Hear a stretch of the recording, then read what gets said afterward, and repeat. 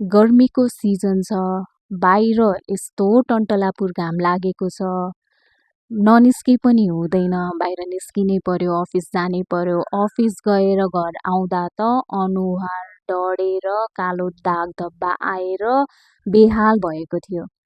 धन्न मैले त्यो टाइममा घरैमा यस्तो फेस मास्क बनाएँ जुन फेस मास्कको प्रयोगबाट चाहिँ मेरो अनुहारमा रहेको ट्यानिङ, कालो दाग धब्बा, घामले डढेको स्किनलाई चाहिँ सफ्ट ग्लोइङ स्किनमा चेन्ज गर्नलाई हेल्प गर्यो।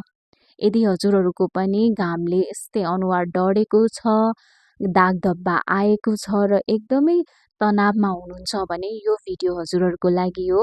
मैले यस्तो फेस मास्क लिएर आएको छु जुन फेस मास्कको प्रयोगबाट हजुरहरूले अनुहारलाई ग्लोइङ र स्किन लाइटनिङ गराउन सक्नुहुन्छ।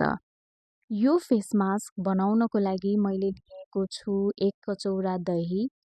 दहीमा रहेको ल्याक्टिक एसिडले हाम्रो स्किनलाई एक्सफोलिएट गर्ने काम गर्छ र डेड स्किनलाई रिमुभ गर्छ अनि घामले डढेर ट्यान्ड भएको स्किनलाई चाहिँ हल्का लाइटनिङ गराउनको लागि मद्दत गर्छ। अब हामीले 1 चम्चा बेसनको पाउडर लिनुपर्ने हुन्छ।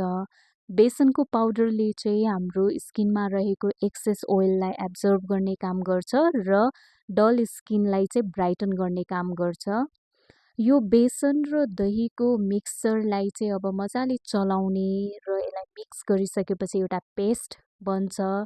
त्यो पेस्टमा चाहिँ हनी हल्का एड गर्नुपर्ने हुन्छ। हनीले चाहिँ हाम्रो स्किनलाई मोइस्चराइज गर्ने काम गर्छ। यसले डिपली नरिस गर्छ र हाम्रो स्किनलाई चाहिँ चम्किलो र स्मुथ बनाउने काम गर्छ।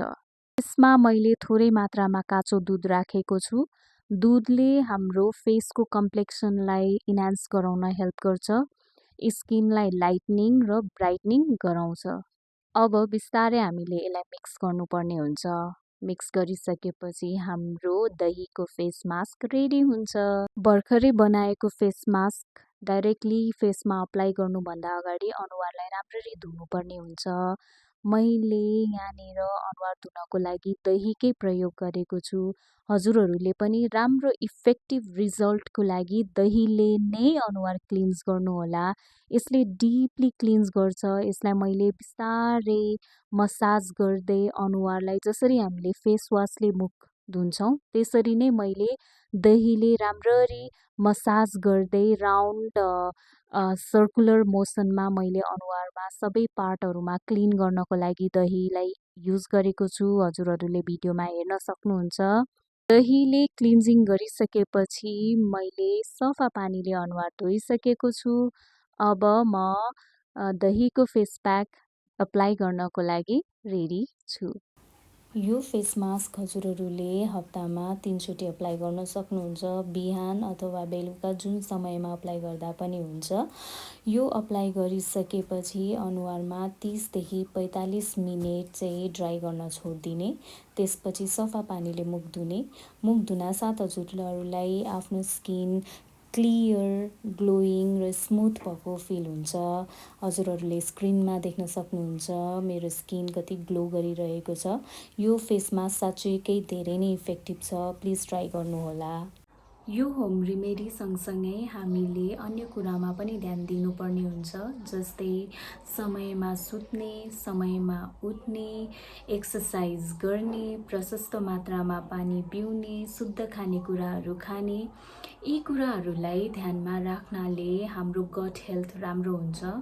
अन्त्यमा त हामीले जे खान्छौँ त्यही नै स्किनमा देखिने हो। त्यही भएर हेल्दी ह्याबिट्सहरूलाई एडप्ट गर्नुहोला। यो सँगसँगै आजको लागि यति नै।